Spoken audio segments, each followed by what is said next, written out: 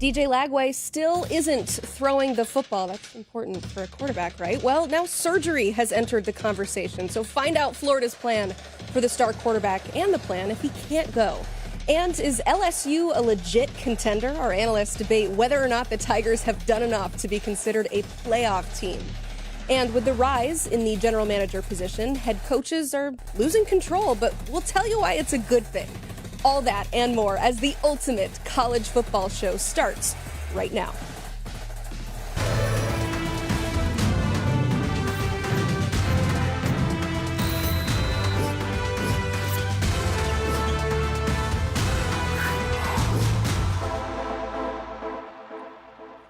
Welcome into the ultimate college football show. We have our former Power 5 general manager, Smoke Dixon, national recruiting analyst, Cooper Patagna. Also spent plenty of time in front offices in Power 5 programs. I am Emily Proud. We have a absolutely loaded show for you today, but let's just start with what are we looking forward to most, Coop? I think anytime we get to talk about John Mateer, it's a good day. So I'm excited. I'm ready to talk a little Oklahoma football, a little John Mateer, what he means to the Sooners. And you know what, Coop? Anytime that we talk about general managers in college football, I'm super excited because the role changes so much, and you got to touch on it all the time. How many years has it been since you were a GM? We're going on, what, 2? 2? And it's already changed some. Oh, it changed the second I left. And it continually changes, which is something that we will dive into a little bit later on in the show. But let's start things off with how we always start the show off, the opening kick. So we discussed the number 1 class in the country being USC on Monday. I clipped the segment, I posted it to X, and our friend Kevin Wiley responded with this. They had 4 decommits last year. When will the floodgates open this year? 14, excuse me. Very positive. I'm going to guess probably not a USC fan here, but it just begs the question, Coop. We did see that. We went back and looked. It was 14 decommitments. They're currently number 1, and it's not really all that close right now. So what do you think will happen to this USC class? I think USC is going to finish with a top 10 class. I don't think the floor is going to bottom out. I think USC, Lincoln Riley, Jen Cohen, their AD, they've done a good job to course correct and fix a problem that they've had. You think about what they looked like last year, and you talk about all those defectors in that class.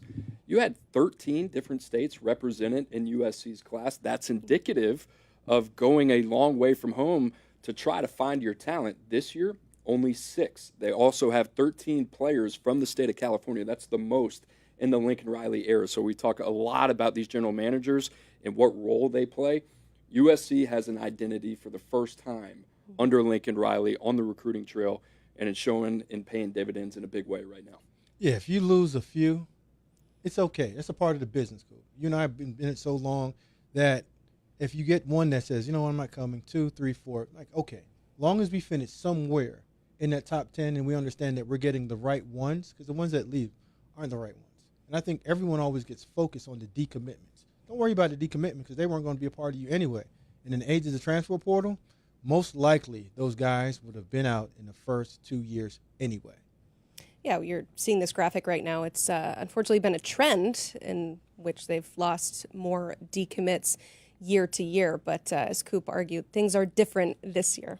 Yeah, and I'll say this. The guys that they've lost, 5-star Justice Terry was part of it. Isaiah Gibson was another 5-star as a part of it as well. Those guys were in the Peach State, and that is not typical USC recruiting ground. This USC class over the last couple of years, it was fluffed up. So when it was ranked high in the spring, it was hard to put a lot of confidence into that. This one is built on substance. So that's why I'm saying this one's an outlier in a positive way if you're a USC fan. I remember with Julian Lewis in particular is one player I can think of. When he committed, we were all like, okay, but just wait. You know, he's still going to take some visits, still going to figure it out. But a lot of these guys, like you said, homegrown, so you feel a little bit more solid about them. If you're enjoying the show so far, go ahead, hit that like button. Also, submit some ultimate burning questions. Thank you, Kevin, for submitting that. We love to hear from you. Love to answer those questions later on in the show, so go ahead and drop those in the chat right now. Hey, tomorrow, right here on the 24/7 Sports YouTube channel, we will bring you the live commitment of the number 14 overall player in the 2026 class. That is EDGE Rodney Dunham. He is number 2 overall at his position. He's narrowed it down to 5 finalists. We've got Duke, Georgia, Notre Dame, South Carolina, and Tennessee. Coop, whoever gets him gets what? Getting a really good player. I mean, obviously, ranked inside the top 15. But you talk about one of the more relentless pass rushers in the country, and another guy, two-sport background, Smoke, throws at 90 on the mound. So he's got a little gas to him there, wants to play baseball in college, but a really well-rounded player. We talk about this all the time. Don't go chasing ceilings, right? This guy has an athletic ceiling to grow into at the next level. He also has a really kind of high floor game as well. Very, very polished, very mature, and a guy that I think can make an impact pretty early at the next level. Yeah, deceptive twitchiness when you see him. The ability to bend, close, but in small and tight quarters, cat-like feet. Like, that's one thing that you walk away from. You're like, how did he get through that real easily? Because he got skinny, got big, closed. Like, just an athletic freak, and he can play in space. How many guys you see that can play? Like the play that he just made a couple of minutes ago, like he just caught it, just plucked it out there, walked down the sidelines. Yeah, routine. Not bad for a big guy. No, not at all. Yes, not bad for a big guy, and pretty exciting for one of those schools to get to land him. You'll find out tomorrow right here on the 24/7 Sports YouTube channel. It's also the channel that is so close to hitting 1 billion views. That is billion with a B. If you are hearing the sound of my voice right now, you are contributing towards that. So continue to watch and continue to tell your friends. If you want spring games, well, we got some spring games, a full Saturday of off-season football action. We previewed some of these on Monday. Those are available on the 24/7 Sports YouTube channel. I'm going to do my best to hype these up. We know spring games have been getting a bad rep lately, but we're going to get our first look at Bill Belichick on a college football sideline. SEC teams are showing off their shiny new toys, the defending national champs and the team they played in the title game. All of that is coming up on Saturday, but let's start by zeroing in on Florida. After finishing with 4 straight wins to close out the season, the Gators have been pretty quiet in the offseason. No major moves personnel-wise, but the loudest topic to come out of the swamp so far is the health of star quarterback DJ Lagway. Zach Goodall from Swamp 24/7 has got the latest. The biggest story ahead of Florida's Saturday spring game is Gator star sophomore quarterback DJ Lagway's availability, or lack thereof, entering the game.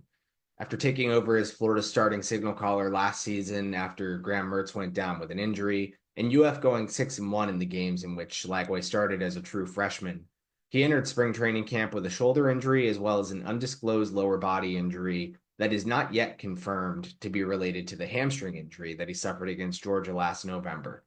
He's yet to throw a pass in front of reporters when we've been invited to watch practice, as well as to our understanding, he didn't attempt to throw during Florida's closed intra-squad scrimmage on April 1st. Just handed the ball off, dressed out, took some snaps, but didn't throw. That trend is expected to continue this weekend when Florida opens its gates to fans at Ben Hill Griffin Stadium for the Orange and Blue game. He'll dress out, he'll hand the ball off, but he won't throw the ball, to our understanding at this point. Whether or not he is going to need further attention for these injuries, surgery or otherwise, this offseason remains to be seen. Although considering Lagway has been to an extremely limited extent available to practice this spring, it at least currently appears that Florida's comfortable with allowing these injuries to heal on their own. I know he's trying to be as positive as possible, but man, if you're a Florida fan watching that, you're a little nervous. And not just if you're a Florida fan, if you're Billy Napier, I think we can all agree that his job is somewhat tied to the success of this quarterback. How nervous should Billy Napier be right now? Scale of 1 to 10, I'm at an 8 right now. I know, Coop, earlier when we talked about it, we was like, oh, it's earlier on this spring. We're at a 5. But we're at the end of it with no answers. And then when you look at it, you're saying, okay, what happened if I was the general manager there at Florida? Where would I have been in December? I would have been in the shopping of a quarterback that, if anything, like worked out towards this direction, like what's the worst thing that can happen? That's where we have to have that discussion is GM, head coach. Coach, I understand that you believe that DJ Lagway is the guy. So do I. But we understand that he's a little bit banged up. What's our plan if plan A doesn't work? What's our plan B look like? I'm very concerned. I'm with Smoke. He's at an 8. I might be at a 9. Listen, and if I was a fan of any team and my starting quarterback was not throwing the ball during spring, that would be something that I would be very, very nervous, anxious about. And I think if you're a Florida fan, you look at it, you're 19-19 over 3 years under Billy Napier We're looking at an 8-5 season where DJ Lagway went 6-1. This is the only stretch of football under Billy Napier in 3 years that you have the ability to hang your hat on. Now, this is the guy that has brought it all together in the absence of Graham Mertz. And this team, like you said and you alluded to, they spent all of their financial investment retaining talent, not going out there being proactive, trying to add talent via the transfer portal. And it's set up for Florida and DJ Lagway to make a run in the SEC. It's a big if. And Smoke brought it up. What does the plan B look like? Right now, the plan B is Harrison Bailey, a guy that hasn't thrown more than 70 attempts in one season since he's been in college football in 2020. So if I'm Florida, I need to have a really difficult conversation and look in the mirror and say, hey, are we comfortable here in that worst-case scenario that DJ Lagway can't play this season? Heck, what if he can't even play half the games? And what does that look like? Are we comfortable with Harrison Bailey? Because, like I said, I bring up that 19-19 record for Billy Napier. His future is directly tied to his franchise quarterback. And if he can't go all of a sudden a 4-8, a 5-7 season, that's lopsided for him. It's going to be really hard for him to retain his job. And I think they're in a good spot right now. Long term, you can say they're in a good spot. But without DJ Lagway, this thing does not go. As we're offering up things on a scale of 1 to 10, how about where's your confidence level in Harrison Bailey? 10 being the most confident, 1 being least confident if he has to go. Coop, I'm at a 3. Honestly. Because we haven't seen it. You haven't seen enough to walk in and say, Coach, you know what? We have a 6-win season. And even with that said, where is he at in terms of development and his ability to play with the pieces around him? Like, how many true reps has he gotten with the first team, second team, to understand the entire offense to help Florida win? And we saw what Florida looked like without DJ Lagway last year. Hope, inspiration. That team played different when he was on the football team. You take that away now and put a guy in that the locker room knows is not that good. He's a backup. He's bounced around. Like, he is what he is. Like, how are you going into the season? How do you feel? I think if you're a Florida fan and if you want to know the answer to that question, look at the Georgia game and look how quickly that game flipped. I mean, Florida really early before DJ Lagway went down with the hamstring, Aiden Warner had to come in.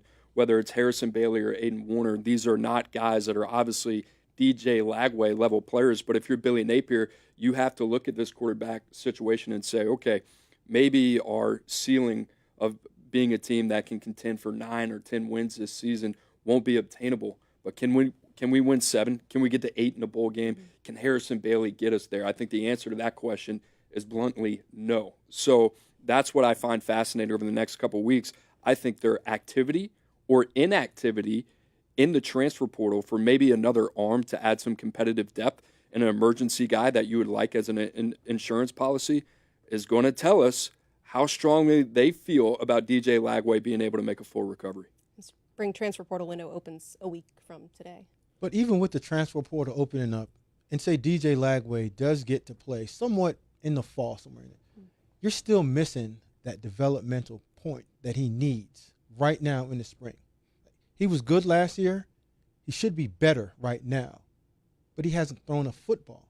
So if you do ramp up his recovery and his rehab, how many footballs is he allowed to throw during fall camp? And then how much do we have to monitor a sophomore, true sophomore, in the season?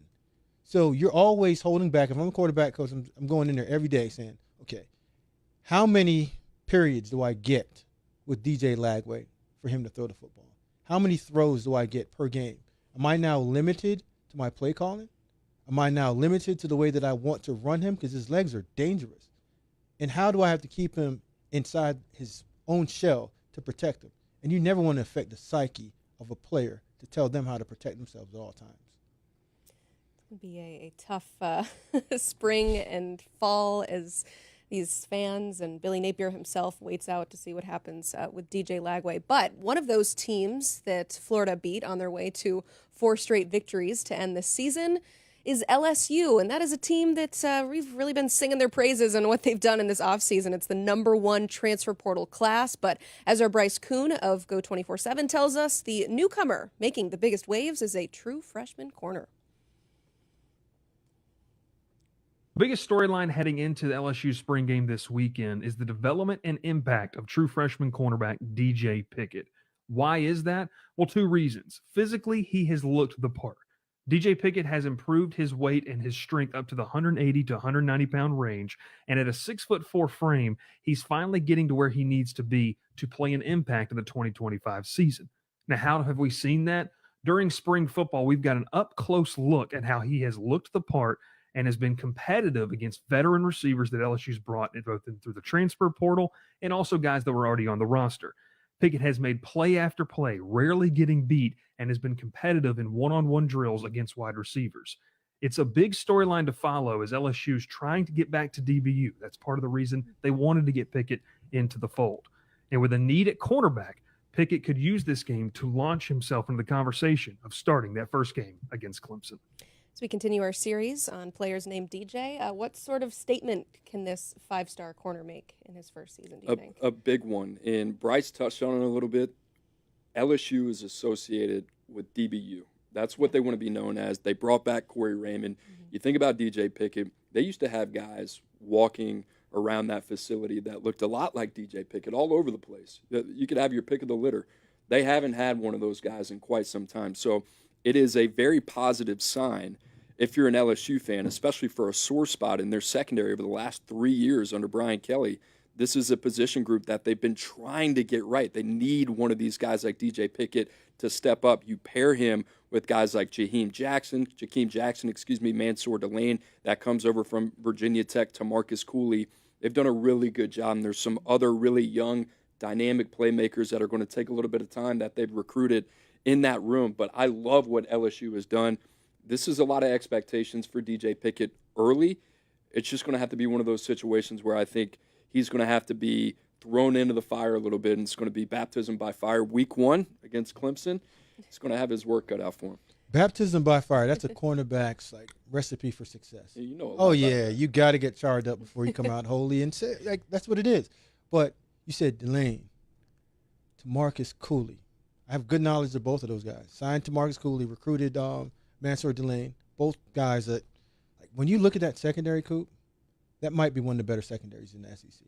Young, but playmakers. And then you add a young guy in like DJ. His skill set and the way he looks like an avatar creature. And one thing that we're not giving him enough credit for is his ball skills.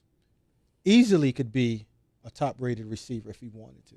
So when you throw all that into one, put the ball somewhere near him, you can see this guy be freshman of the year type on the defensive side. Skill set is rare. And I'll say this too. I mean, the other point is he's 6'4". There's never been a 6'4", a true 6'4" corner taken in the first round of the NFL draft.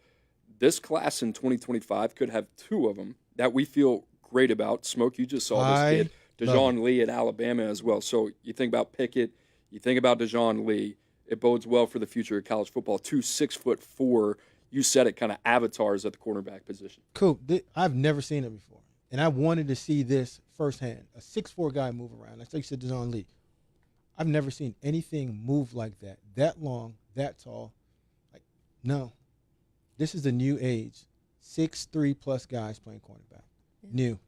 So expectations are high for DJ Pickett, but it sounds like you think that he will fulfill them. Expectations are high in general for this LSU team. I asked the question at the beginning of the show, have they done enough in this offseason to be considered among a playoff team, a contender potentially? What would you say to that? I think this is the best team top to bottom that BK's put together since he's been at LSU. You look at the portal, going in and getting Patrick Payton, an edge player, going in and get Jack Pyron, guy that came in it doesn't look like it's a great pickup, but one of those pieces that you need. And now that you have the secondary put together, Coop, it's playoff or bust, because you now have the quarterback as well, too, with some pieces on offense that you added with Nick Anderson out of the transfer portal. And they know that in Baton Rouge, too. I mean, you look at everything that they've done in the portal. Smoke talked about Pat Payton. Nick Anderson is a guy that I think could be a first-round draft pick one day. Josh Thompson, they get out of Northwestern. He's got guard, tackle, versatility. Braylon Moore, the starter that comes over from Virginia Tech. Barry and Brown, just a cherry on top with what they're doing in the receiving corps. And then we talked about the DBs. So this is a all-in type of year for Brian Kelly and for LSU. the big thing that I kind of want to talk about, they have to exercise some demons. In the other Death Valley, week 1 against Clemson, I think going to be one of the best games of college football right there in the first week of the season. You look at what LSU's done the last 3 years of the first week of the season. They lose to USC in Las Vegas. They lose to Florida State in Orlando. They lose to Florida State again in New Orleans. And for Brian Kelly, we saw a lot of emotion after that first week of the season last year out of USC. This can't keep happening. Well, flip the post-game emotion and let me see it pre-game. We know. We've seen it for 3 years. I don't want to see it for a 4th year. Go, win. Yeah. This is what you do. You got all the talent. They're all there. You're going to have a first-round draft pick in Garrett Nussmeier. You have all the toys you could possibly imagine on offense. And defensively, they got the right guy in Blake Baker, and they got the talent this year. So I don't want to hear any of that, and I know Clemson's a good team. Go win the game. Cool. So you're saying there's no pressure on Brian Kelly because the last 3 head coaches at LSU have all won national championship. So there's none. He'll get there. He'll be fine. What I'm saying is win the first game. And then, like from a psychological experiment standpoint, win the first game and let's see what happens. Get over that hump first. My goodness. I think that can really turn their entire season to what he wants. Yeah. Just get out front and just say, you know what, game 1. And everything else rolls downhill. But if they take an L, game 1, Coop, I don't know if they get over. Well, now you got to be perfect, right? And that's the other thing. I think they're a CFP team. I think they're a lot like Tennessee last year. We said it.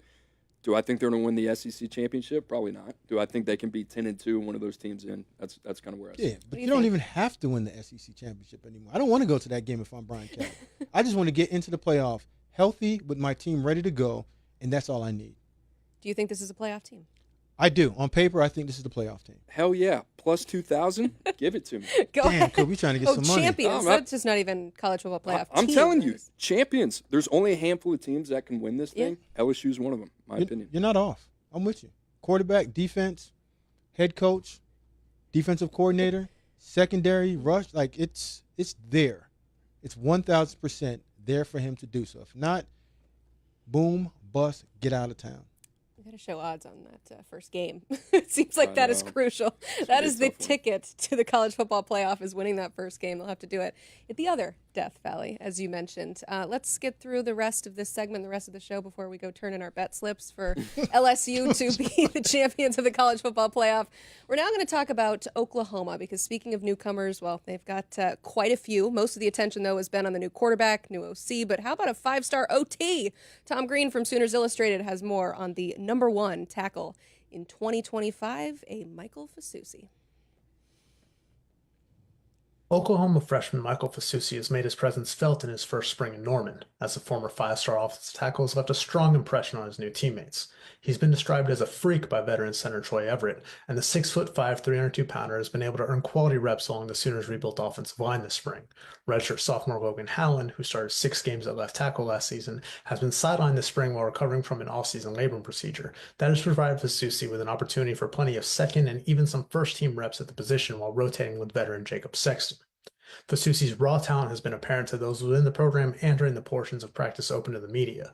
An impressive athlete at his size, Fasusi has displayed some quality footwork and technique that has highlighted the immense upside the Sooners see in him.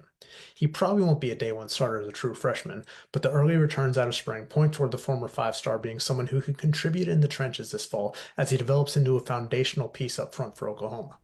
All right, Tom said probably won't be a day 1 starter, but based on what we saw last year from this offensive line, Smoke, they need him to be. Yeah, good luck. Day 1 starter. Don't even play around. Yeah, don't even play around with it. It's April. Things could change. Not for this one. Okay. When you go into spring and you have a 5-star coming in, and you go through spring and you play at a really good level, and you're doing your thing as a true freshman, the locker room knows.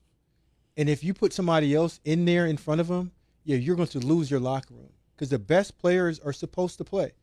And when you're that good and you're struggling, trying to find an offensive line with cohesion, continuity, and he's been doing it in spring, whoever the guy was that he replaced, find another position for him, because this is your plan for the future with more upside. This is the first-round talent that we're looking at. So live with his bad, praise him on the great, and understand that you have something that you haven't had in a long time there. They need to win this year in Norman, just the same way that I talked about LSU and Brian Kelly. They invested a lot in this young man, in Michael Fasusi. Talking about a 5-star. We're talking about the #1 offensive tackle in the country. Okay, this is it. All the marbles, everything, all to the middle of the table. Michael Fasusi needs to play. I think the fact that he's repping with the ones right now in the spring is a good way of saying, hey, this is a guy that we are pretty convicted in going forward into the fall. So they got some good people around. Brent Venables, Ben Arbuckle, the new OC, Jim Nagy, knows what NFL players look like. I think Michael Fasusi is going to get a big opportunity early to earn his stripes in the SEC. What impact do you think he'll make in this first year? Because it sounds like consensus is he needs to start. He's just that talented, but is he ready? Tackle is a hard position to play, and we've learned this with our 2 top-rated tackles just 2 years ago. You look at Caden Proctor, and you look at Francis Mawanoa. Both those guys started as true freshmen. Both those guys were ranked the #1 and 2 tackles in the country. Both those guys were not perfect as freshmen, but you think about the foundation that it built for that team going forward under a Mario Cristobal and now a Kalen DeBoer to have that stalwart at the left tackle position. That's a big thing. So for Brent Venables, yes, he needs to win in the short term, but to be able to sell a Michael Fasusi to a potential new quarterback after a guy like John Mateer, thinking down the road, it's a huge opportunity for him. And I think, listen, any young tackle is going to go through their trials and tribulations, especially playing in that conference against those type of pass rushers. So he's going to take his medicine, but for the long term, it's all going to be a positive. Medication is always good when you take it on time, Coop. Just take it. Take some of the head knockings that you're going to get with it, but you have this young man for 3 to 4 years. Live with it. Figure it out early instead of trying to lie to your team and lie to yourself that he's not ready. Coaches get paid to get these guys ready to play. Whoever your O-line coach is, yeah, go time. John Mateer needs him to be ready. It certainly would help him out if his tackles and the rest of the offensive line takes a jump from what we saw last season. But, Smoke, as we watch this spring game, what are you hoping to learn as far as John Mateer's readiness for the SEC? Emily, you know what? I think we have a guy that's been beating up the John Mateer track for a long time, saying that he is the one. I think what I want to see is just how the team looks when he's playing. The same hope and same excitement that we saw when DJ Lagway came in for Florida. I want to turn that TV and say, okay, cool. I'm still seeing this. This is what I want to see. Because they know they have lightning in a bottle. They know they have their Superman. Are they playing like it? Ranked the #5 player in the portal. I've said this before. Nobody will have a bigger impact in the transfer portal on their team than John Mateer. Okay, and part of it is you got to balance projection with what they do on Saturdays and where they might end up in the NFL. On Saturdays, John Mateer will be one of the most impactful transfers in all of college football. In terms of what I want to see some swagger. You know, you got to go all the way back to Lincoln Riley offenses and what they had, high scoring, dynamic, just attacking every level of the defense. That's what I want to see under John Mateer. And like I said, they bring over Ben Arbuckle. This is a team that has enough parts. They got to get more consistent on the offensive line. They have to have better play there to protect them. That being said, John Mateer's legs and what he can do on the ground kind of bails you out a little bit. They have some pieces. Deion Burks needs to stay healthy. You got Javonte Gibson, who's impressed early from Arkansas Pine Bluff. You think about other guys they have as well. Isaiah Sategna, who should pair well with a guy like John Mateer too. And that running back group is a talented group. So I like what they have. I kind of look at Oklahoma, and a lot of people say, well, they got to figure it out. They have the ingredients. I haven't even talked about the defense to be a team that, yeah, are they going to compete for an SEC title? I don't think so. But they might be a stickler. They might be one of those teams like an LSU doesn't want to see late in the season because they have dynamic facets of their offense like John Mateer to pair with the scheme, to pair with guys on the outside that can do some damage. So I want to see Oklahoma get some swag back on offense, and I think John Mateer offers that. Certainly. Go ahead. The days of Baker, Caleb, Kyler, they've had swag before. John, this is what you want to see back. And now you get the opportunity to play a young offensive lineman because we know that John Mateer can get out of trouble with his legs. Talking about you don't know what that means for Oklahoma and their season. The schedule is obviously a big part of it. But we've got an ultimate burning question from Levi Reed 12 on Instagram saying Oklahoma above 500 in college football this year. Smoke, I'll go to you first on this. What do you think? Here's a look at their schedule. Where do we see those 6 wins? Let's walk through. So we got the first game, I think they come out with that. At Temple, they have to win that. Kent State, they don't even have a head coach. So that's 1, 2, 3. So now this is when we start getting dicey. Where do we get 6? I don't see it at all. Because that's a monster schedule on the back end. Uh-oh. At South Carolina, Ole Miss. I know you want to hear this. At Tennessee, at Bama, Missouri, LSU. Coop. Coop, you see 6 here? I do. Yeah, I'm going to be the optimist. I think Oklahoma is going to shoot out of a cannon and go 5-0 to start the season. They got Bryce Underwood at home. I talked about that receiving core at Michigan. Doesn't scare anybody. I don't think it's going to scare Oklahoma. Michigan's going to be a tough game, but this is where like the narrative of college football is going to be shaped. John Mateer, Oklahoma, they beat Michigan, 5-0 start. Now we're 5-0. We're going into the Cotton Bowl against Texas, and this is like the apex of the season. This is a absolutely brutal stretch of football here for the next 7 games. Texas, South Carolina, Ole Miss, they all have their strengths, and all teams, really, quite honestly, you can make a case for that they'll be potential playoff teams. I think they're going to catch one of these teams, whether it's Carolina, Tennessee, maybe LSU. It's going to be a little bit more vulnerable than what we thought preseason. I think Oklahoma is going to be a 7-win team, and I think a lot of that is going to have to do with John Mateer. I talked about Cam Ward, the impact that he had last year on Miami. Cam Ward, when he signed with Miami, I said, all right, he's going to make him 2 wins better. He might have made him 3 wins better. Maybe you could argue even 4. I look at Oklahoma. I think John Mateer, since we're talking betting lines, 2.5 wins, you could say like that is his type of value and impact on a team like Oklahoma. So I like Oklahoma to keep Brent Venables' seat warm, and John Mateer is going to be a big factor. I think 7-8 wins. It's going to be tough. That start, those first 5 games, you got to win those first 5 games, which I think they can do. Coop, you should have looked at me crazy. You should have said, Smoke, you've been jumping all over this guy, John Mateer, saying he's great, and you didn't even jump out of it and say I get it. I get the other side of the Well, coin. it's less that you're worried about John Mateer and more just you look at this schedule and that's what concerns you, right? That's brutal. Yeah. That's a tough one. I That mean, is a they tough were schedule. bad last year offensively. Yeah. Really? Their defense is good. And that was a tough schedule as well. Right, but I have faith and conviction. We've talked about Mateer. The other part about this that I don't want to get lost in the sauce, they've done some good things at receiver. I love the fact that they brought his OC with them. That gives you the continuity for a young quarterback that you're putting everything into to say, hey, we're going all in on you. That gives him the continuity to go into this season and hopefully make a difference for the Sooners. Brent Venables back calling the defense as well, hoping that makes a difference for the Sooners. 6.5 is the win total. So we've got an over here and an under there. And by the way, to circle back on an earlier conversation that we had, Clemson is a 2.5-point favorite over LSU week 1. Yeah, we money taking? line, LSU. Money line LSU. You're on a heater. I'm an animal. He is feeling good about those Tigers. Those LSU Tigers, by the way, got to be clarify with that. Also, hey, check out the work from some of these great team sites. You heard from their reporters. They'll get you ready to go for Saturday and, of course, bring you all the reaction and the information that we gather coming out of it.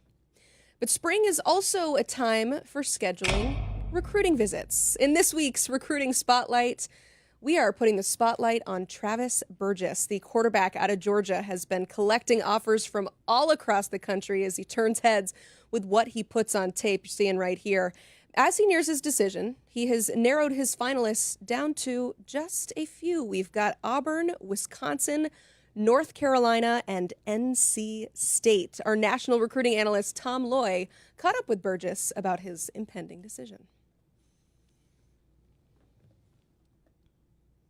Let's dive into this process, man. I know you got offers from 30 or so schools across the country. You got a bunch of heavy hitters coming after you. What's this process been like for you just over the last year? You know, it's an amazing process. Just being able to be blessed in this opportunity. It's certainly a lot, you know, just coming off in this next past 3 months. Yeah. But it's certainly a blessing, and then, you know, just kind of going through these visits and kind of get to see all the different schools and see which one I like best. state champion at Grayson. What was that last year like, and just that moment when you guys got your rings? It was awesome. Being able to come off a basketball state championship and then going into the football year and looking to win a state championship and then finally doing it. It was awesome just being able to come off a state championship. Pretty incredible. Take me through the process a little bit. Give me some of the heavy hitters, the schools that are doing the best job for you right now. I'll say the biggest schools for me are Auburn, Wisconsin, North Carolina, and North Carolina State. Those are the, I think, main priorities as of right now. Okay. Let's kind of go through each of those real quick. We'll start with Auburn. What is the big appeal about the Tigers? I know you got a good relationship with Kenyatta Watson, Hugh Freeze up there. What is it that appeals about Auburn? Just their coaches and then their environment itself. Been up there multiple times just to see their practices, their campus, their facility, and just the players itself. I think that's an environment I can see myself playing in. So what are you looking forward to with that trip? And just, I know you were there pretty recent, get to take in another practice. What are you looking forward to with that visit? Hopefully just to develop the relationship a little bit more. Kind of spend a little bit more one-on-one time with Coach Freeze, Coach Austin, Coach Kenyatta. And just being able to see a practice one more time. It's nothing like seeing a practice more than once. What you think? What's early impression, Deuce Knight so far at quarterback? Deuce Knight is an awesome quarterback. Him and Arnold up there competing for a starting spot. Great quarterbacks, great leaders on and off the field. So. Okay. What about Wisconsin? What do you like about the Badgers so far? I like Coach Guyton. I think we built an awesome relationship. The biggest thing with him was we're building a relationship. And I think over the past few months, talking with him and Coach Grimes, they made me feel like a priority, and that's why I'm making a priority to get up there soon. You've been in North Carolina before. You're heading back to Chapel Hill in the near future. What was that moment like when you first met Bill Belichick? Just the GOAT himself. It was an awesome experience. No doubt I was excited, but at the same time, got to talk to him and, ask some real questions and just kind of see his vision in the future and, how he hopefully decides to turn the program around. What's the big appeal about the Tar Heels and getting up there? Just the amazing coaching staff, just their history of, proven track record. I think that speaks for itself, but also the players and just the environment itself. It's a great environment, and I think they're going to turn it around. You mentioned NC State as well. What is it about the Wolfpack and that staff and the team, the players? What is it that has you kind of drawing to want to take a visit up there again? Just their emphasis of getting back up there. I went up there and just they're making me feel like a priority. And then, just being able to talk with those guys up there, I think they made me feel like a priority, so I had to get back up there. What's your plan? These are all unofficial visits. What's your plan for official visits? So as of right now, I have Auburn, Wisconsin, and North Carolina set up. I have the last week in June still open. So just kind of going through some unofficial visits and kind of seeing, what's real, what's not, and that helps me decide, official visits. Who are some schools that are in play that you're trying to talk to, connect with about potentially adding them to your official visit list? As of right now, I would say Florida State, Missouri. I think those are the two biggest schools right now that I'm kind of, in conversation with and, waiting to hear back from. Is there a team heading into these key unofficial and then official visits? Is there a team to beat right now that's kind of setting the bar for you? I wouldn't say there's a specific team. I think those top 4 schools I said earlier, or as of right now, are certainly at the top of my mind. Okay, and then what about timeline? I know some, especially with the quarterbacks, how the dominoes fall, they go quickly. What's your timeline, with when you want to make a decision? My timeline is hopefully before the season, so whether that's early July, late July, sometime before the season.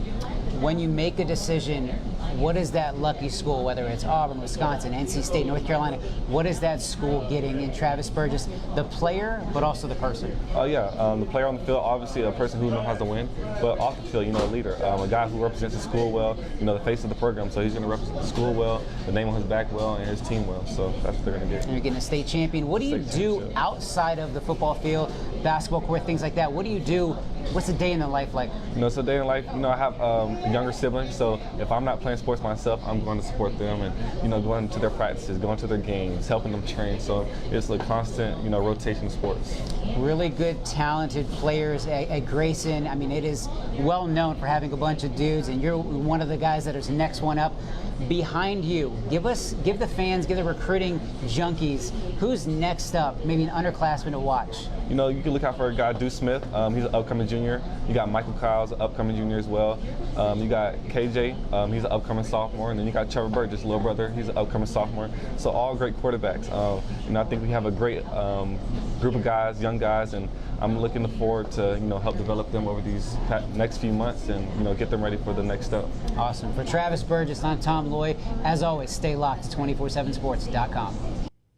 know fans of the teams that he's interested in are probably interested in hearing about his connection to them. I just loved his connection with his family and his siblings. He said he spends his free time going to watch his siblings play, and his younger brother coming up. We need to keep an eye on younger Burgess as well. But Coop, we have him currently ranked as the number 31 quarterback in this 2026 class. What do you see when you watch him on tape? Well, Smoke, I don't know about you, but guys that have the type of resume that he has, 14-1 last year, Grayson won the 6A state championship against Julian Lewis and Carrollton in the state of Georgia. So you look at that, and then you look at the quarterback, and you say, all right, well, what does he have physically? Well, he's gifted physically as well, 6'4.5", over 200 pounds. You think about the explosiveness in the lower body over your 35-inch vert. That shows up on tape, over 600, almost 600 yards rushing as well. So he is a dynamic athlete that can move. You have to respect him as a runner. And then I think the other thing is, you see him throw at Elite 11 Atlanta just a few weeks ago. There's a little bit more there physically in the arm than I think you give credit for when you're just watching the tape. So a lot of developmental upside, and I hate to just like throw that word around just to, maybe protect myself a little bit, but the type of guy that I think would benefit from sitting a year or two, but has more in the tank, at least from like the physical chops, or the kind of on-field resume that you don't want to overlook him. Like C.J. Bailey kind of comes to mind a little bit, a guy that we thought was going to be, 3 years down the line, and maybe we can see him. All of a sudden, his first year, he's having an impact at a Power 4 program. Yeah, it's never a bad recipe for a quarterback to have that much physically gifted talent in terms of being able to throw a good football, catchable football, good deep shot football, legs, but a lean frame. So what do you do with that? Just give it time. And it's okay to go somewhere, sit down, learn how to play the game, get physically developed, how to play the game of football, and then in 2 or 3 years, he's going to probably transfer. Cool. But that's just where we're at right now. Hey.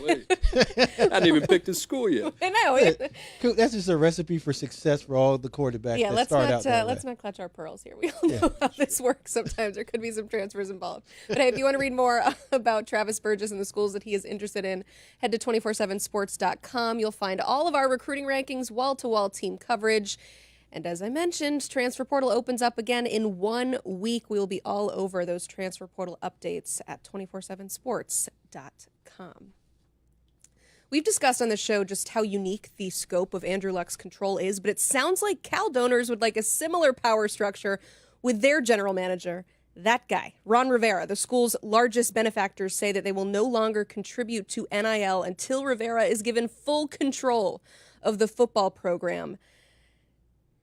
Coop, you said that this wouldn't be a trend. I but did. I don't know if 2 necessarily makes it a trend, but what does this latest news tell you about the general manager position and where it's at? It might just be a big brother, little brother thing with Stanford and Cal emulating each other out of love, obviously. And we saw it with Andrew ACC Luck. powers. It's fascinating, right? Because, Smoke, I think you were on the other end of the spectrum where you thought, like, hey, Andrew Luck making this decision to fire Troy Taylor and effectively bring in Frank Reich as the interim head coach is something that we could see more of. Now, what is fascinating about this is how this really kind of affects the power structure of college football. I think what you're seeing here with the boosters is they want more accessibility to the decision makers. Sometimes head coaches, because of the vastness of their job, don't have the time to be able to explain every decision that they make.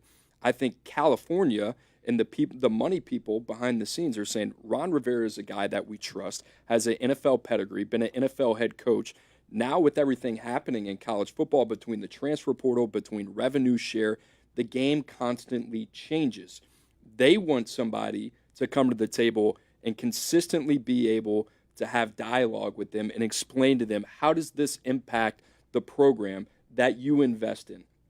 And this has nothing to do with Justin Wilcox in this position. I just think it's another person that Cal and their boosters can sink their teeth into that effectively gives them a voice and some decision-making weight in that program. And I think administrators around the country are saying, hold on, I'd like that too. I'd like more of a voice. I'd like a guy that would come sit in my office a couple days a week and kind of give me the lay of the land of what's happening. There's a power vacuum. It's always been the Kirby Smarts or the Mario Cristobal's or the Dabo Sweeneys. And I'm not even saying this as a critique, But guys that have done this at a high level, every decision falls on them. You'd be shocked some of the stuff that they get their hands on that you would think, no way that hits the desk of a head coach. It does. But guys like Jim Nagy, guys like Pat Stewart, you look around, guys like Andrew Luck, these are guys that have credibility and established cachet within their institutions, that there is now an opportunity for these guys to step up and bring more of a counterbalance and a voice into overall decision-making, especially from the macro level. Yeah, Coop, when you look at it, a couple of words that you touched on was structure and power.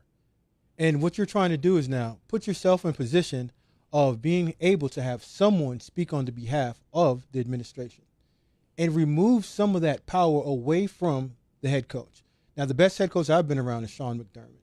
And what he did when he came into Buffalo was just delegate. He was the CEO, but he wanted to see that organization get ran by every department's own CEO and allow you to be the best version of yourself. Now, if I'm a head coach in college and I'm from the old structure of handling recruiting, raising money, having everything to do within this building, when do you have time to be a very good head coach? And every head coach has a different model. Brent Venables wants to call defense. Well, that's fine. We'll get you someone that's going to organize and structure your personnel department. Andrew Luck, the guy wasn't doing a good enough job in terms of coaching, so you got somebody else that you felt comfortable with to do that and allow Frank to be the best version of himself. But the more that we get to this model and understand, and coaches start understanding, it's not that we're trying to remove the power away from you. All we're trying to do is give you somebody in and bring somebody in that you feel comfortable with and respect, that's going to do another version of your job, take a little bit off your plate and allow you to do the job that you are brought here to do. And that's win football games with the vision and the version of understanding how you know how to do it. Can I follow up on this real quick? The CEO part of what you just said is so important because I think about this. I might be the only one that thinks this. My experience working with coaches, the most important trait for a successful head coach is emotional IQ. And to me, the way to explain that is the psychology of having enough humility to be able to critique themselves and say, all right, where is it do I feel like I'm lacking the most? I look at Oklahoma, I look at USC, the question that we had to begin the show about USC and why I trust it, why I think they're going to have a top 10 class. Lincoln Riley is a good football coach. CEO is not for everybody. And the landscape has changed. In this ever-changing landscape of college football, it's not the traditional one that he was a part of when he was at Oklahoma. He needs somebody like Chad Bowden to continue to push the program forward. That's his initiative. The guy that's supposed to be on the cutting edge and constantly asking the question, how do we get better? Where do we find the edge? And if you look at USC, they've done that. Now you look at Oklahoma and you say, you know what? I actually think Brent Venables is a good coach. Where am I a little hung up on Oklahoma in this big picture? Their accumulation of talent, their ability to reel in talent year in and year out, their ability to match their high school vision with their college vision. What do? They go get one of the best evaluators out there in Jim Nagy. You're seeing these coaches that are saying, hold on, they know somewhere deep down I have this insecurity. This is a part of my program that needs to be a little bit better. And then they're going out there and they're making moves, quite honestly, that I feel, if they get it right, can alter the entire trajectory of their program. So that's what we're seeing. And all these GMs, they all don't do the same thing. Andrew Luck has a very different job than Jim Nagy.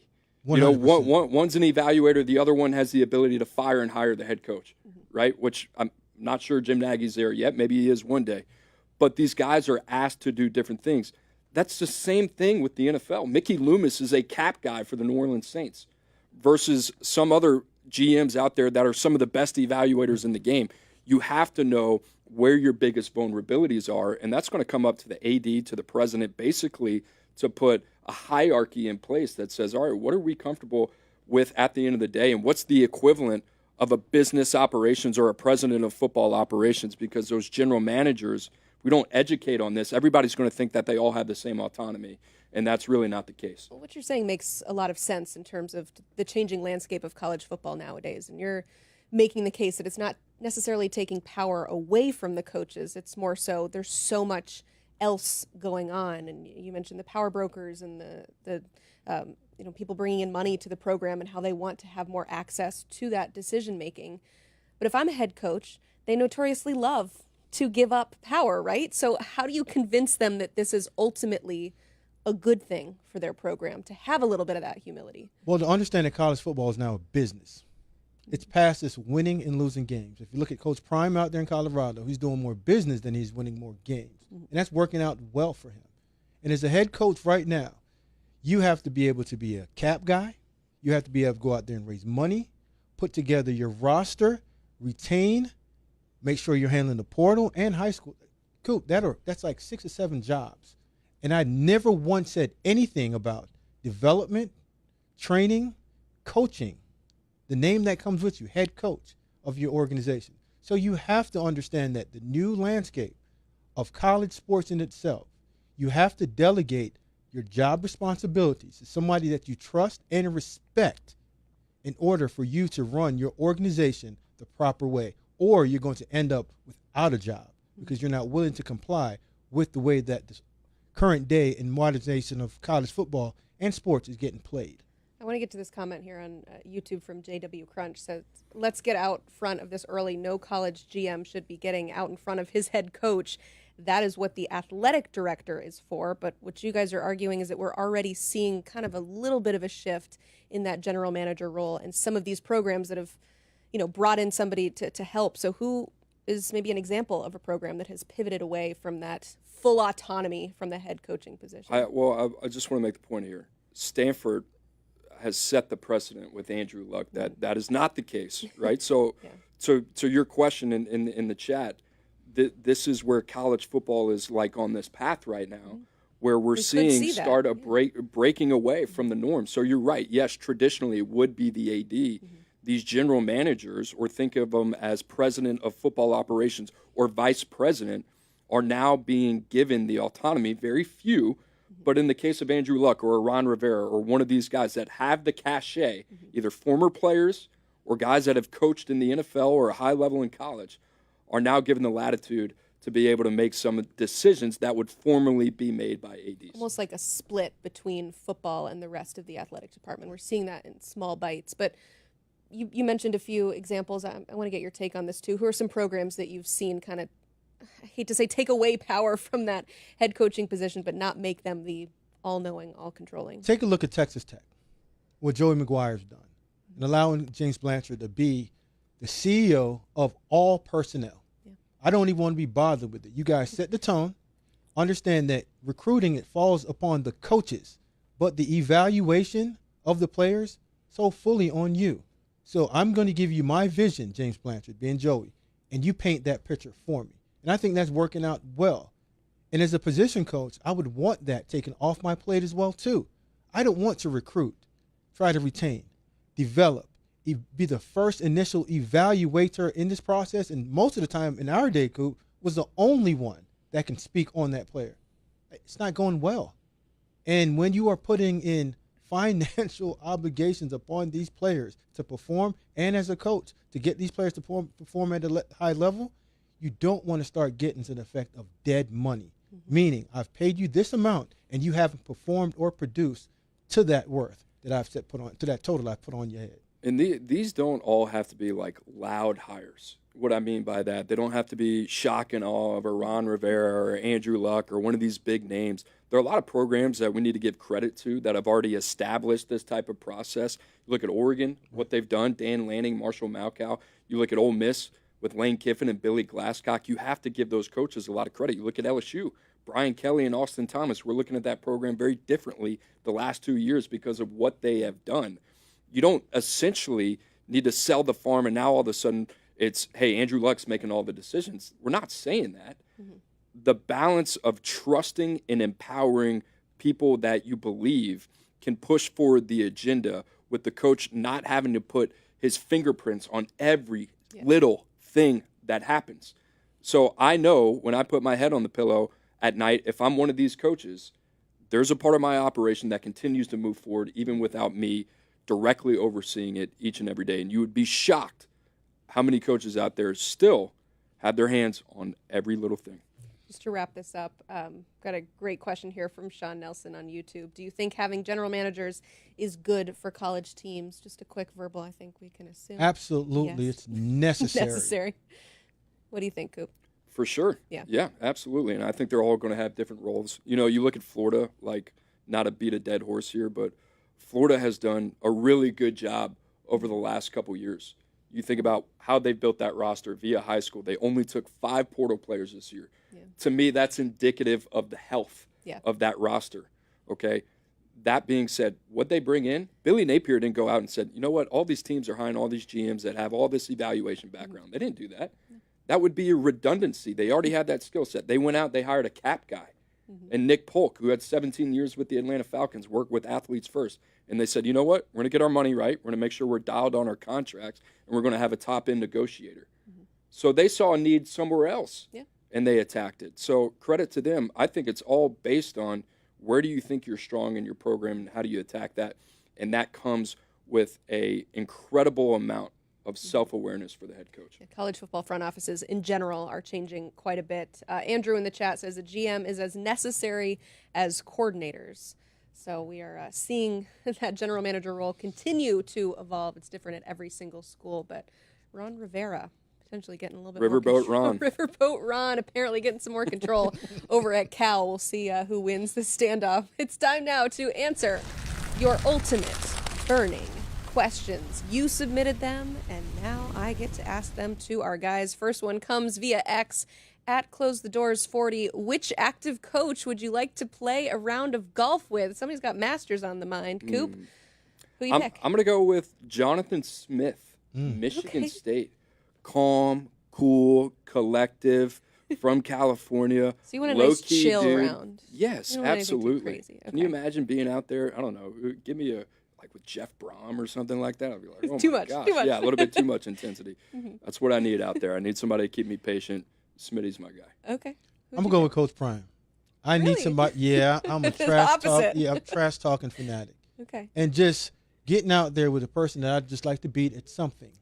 Probably wouldn't beat him, but I can walk around my neighborhood and say, you know what, I'm better than Coach Prime in golf. I love it. These are guys that you don't want to play with because they got pretty good handicaps here. Trent Dilfer. It's those former quarterbacks. They're good right? at everything. They're good at everything, and we think they're all being 100% honest about this. Correct? No shot. Here's my thing. There's You some good golfers in college football. You break that's for the sure. 5 threshold handicap. I mean, what's Elite. Trent Dilfer and Hugh Freeze's overall record the last 2 years? Might be playing a little bit more. Okay, so Nasty we're work. relating. Just saying, hey, record get off as the head range. coaches. You know, Okay. get back in the Yeah, you can't be facility. good at everything, right? There's got to be some. Who's flaws. turning these scorecards, Sacrificing man? something. I'm just saying. Yeah, I got you. He's just saying. All right, let's hit another one of your ultimate burning questions via X at NC Buff. What are your takeaways from Colorado's NFL showcase? Smoke, let's start with you since you want to play around with Coach Prime. You know what? My takeaway was the video that went viral of Coach Prime walking up to that scout and telling those kids over there that they didn't need to basically listen to the coaches, do whatever you've been doing since you've been running. That's nasty work. All that young scout was trying to do was just tell these guys, give them direction and how to run a 40. Get your hand on the line, and I'm giving you all the evidence and all the information that you need so we don't blow this whistle and call you back. But when you go over there and you just take the authority away from a professional, I don't think it looks right. And that's the only thing I took away, and I shouldn't have taken that away. I should have been talking more about Shador, Travis, and the receivers that went that ran well. Will Shepard put on a day out there with his 40, his vertical. But me watching that, I called a ton of my buddies that were scouts, and I was like, man, that's a bad look for us. All right, since you hit on that, I'll take an opposite angle. I think it's great for Colorado, one of the worst teams in college football before Deion Sanders got there. And you think about all the eyes of the National Football League on Boulder, Colorado. It's pretty exceptional. And in 2025, right, you think about having a Heisman Trophy winner. You're thinking about having Shador Sanders, probably projected top 10, top 15 pick at this point. That's a huge deal for Colorado. It's a huge deal to be able to continue to sell this program. We talked about it, probably going to take a little bit of a dip, a little bit of a haircut this year in the win-loss. That being said, for them to be able to sell this program long-term, lock him in to a long-term deal as well for $54 million, Colorado's got a ton of momentum. They got a lot of things moving in the right direction. And you got to give Deion Sanders a ton of credit. I talked to Ryan Wilson at CBS, covers the NFL draft. He was out there for Pro Day, and he said it was impeccably run. So he goes, a lot of people maybe look at Colorado and they look at Deion Sanders, and it's kind of like, what's going on out there? Because it's noisy, right? Mm-hmm. They're constantly in the news. But that being said, they're an effective group, an effective operation. You got to give him credit for the job that he's done. Got a question submitted just now via YouTube that kind of goes off our previous conversation from Sean Nelson. If you could pick one coach to run your college program for football, who would you pick, Coop? Smoke, start us off. Let me come back. Okay. I'm going to go with Coach Prime. Okay. Period. I think as college football has evolved, we understand this is a business. And he's the best business out there for college football. Irregardless of what city or what town that you're in, he's shown us I can get anything out to Boulder and make Boulder the most culturally place for every athlete that wants to show up and play football here. I can bring the NFL, a Heisman Trophy winner here, and potentially 2 top 10 picks within 3 years. I don't think it goes anywhere else other than saying, Coach Prime, I want you first, second, and whenever you say what you want, I'm writing that check out to you, and you can have it. You've had time. I've had time. I've deliberated with myself. What do you Smoke, think? I didn't hear one word that you said because I've been thinking about names. Wheels were churning. Dan Lanning. Oh. And I've long have really admired Dan Lanning, the recruiter. And Dan Lanning, the coach, I think still has something to prove, right? And obviously we saw the last game of the season against Ohio State, how quickly he has taken that program, which a lot of coaches have tried to do. And you have to go all the way back to Chip Kelly, which is a completely different ball game of college football that we're talking about. He's primed the pump in terms of like maximizing the potential of the University of Oregon. He has done that. Now they are a contender in one of the league's most competitive conferences. And you think about the talent that he continues to accumulate, attract to Eugene, Oregon, okay? And I live there. I can say it. I love the people out in Eugene, especially the Ducks fans watching. They're a passionate fan base. Mm-hmm. He's done a tremendous job. And I just think this dude specifically is built for this era of college football. And he's foaming at the mouth, and he's got the Kirby Smart relentlessness. But he's not reckless. Mm-hmm. He's calculated. He's pointed. And this guy, it's not going to be long until they get a national championship up there in Eugene because of Dan Lanning. Sean says Matt Rule. What do we think of I Sean's decision? I don't know what type of Kool-Aid you've been drinking yikes. over That there. bad? Yeah, I'm going to pass on that one. Yeah. And I like Matt Rule. Yeah. Program builder, I get it. Yeah. Did it at Temple, did it at Baylor. Obviously, the NFL thing didn't work out. I think that's what's giving Smoke the face that he's currently making right now. Program builder. Is the NFL. NFL. Temple tough. Yeah, I said Temple. Yeah, I said Temple and Baylor. Yeah, turn those programs around. Baylor was rolling before Rule showed up. He was just a part of that one. I'm going to have to do some research on Yeah, that. we forgetting RG3 when he showed up with all that crew and they won. I mean, I get all that. I think Yes, there was but a they little had bit of a dip some before they got there. issues They with definitely had some off-field issues. problems that he had to come in. Win-loss record wasn't so good. But listen, neither solid coach, not my pick. Okay. Andrew Mormon wants Louis Riddick to make a good college general manager. I think he'd make a good NFL general manager. I think Lewis, shout out to Lewis. I think he'll do a pretty good job. Okay. I mean, the evaluation, again, I think we all have to understand that these general manager roles are ever so changing. Mm-hmm. Like you said earlier, does not necessarily mean you need a evaluator. College football is a business. Mm-hmm. And as a general manager, you have to provide the best business for your college football team. Mm-hmm. If you're a cap guy, awesome. Evaluator, awesome. If you can bring in the best group of transfer portal players just because you're the most connected guy, you're a great general manager as well, too. The fun part, too, is the rules continually change as we go through settlements and lawsuits and all of that. So the only thing that needs to change that will bring some credibility to general managers, the salary of the general manager has to get closer to the head coach. Because I don't care what you say. If I'm making an eighth of what you're making, you always have the power. I can't tell you what to do if you're making more than I am. Big bank takes little bank. If we're going to have trouble convincing college football coaches to relinquish some power, you got another thing coming, asking them to lower their salaries to help pay for general managers as They well. ain't the ones writing the Changing checks, game now. though. Yeah. They're not writing the checks. We'll see. And we're seeing that the athletic director is saying, okay, all this power structure has been going through the coaches. Yeah. The more we take a little bit off their plate, seemingly the college game is going in the right direction, getting better. Yeah, we'll see what happens in the future. A changing landscape of college football, but nothing changes, and that is that we are grateful that you submitted your ultimate burning questions.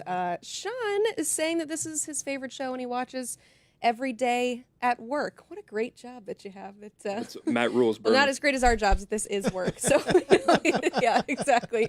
Thank you for the comments, and thank you for submitting the ultimate burning questions. Another reminder, the number 14 overall player in 2026, Rodney Dunham, will make his decision live with us right here on the 24/7 Sports YouTube channel. Mark your calendars, 4 o'clock Eastern tomorrow, Thursday. We've got Duke, South Carolina, Georgia, Notre Dame, and Tennessee are his finalists.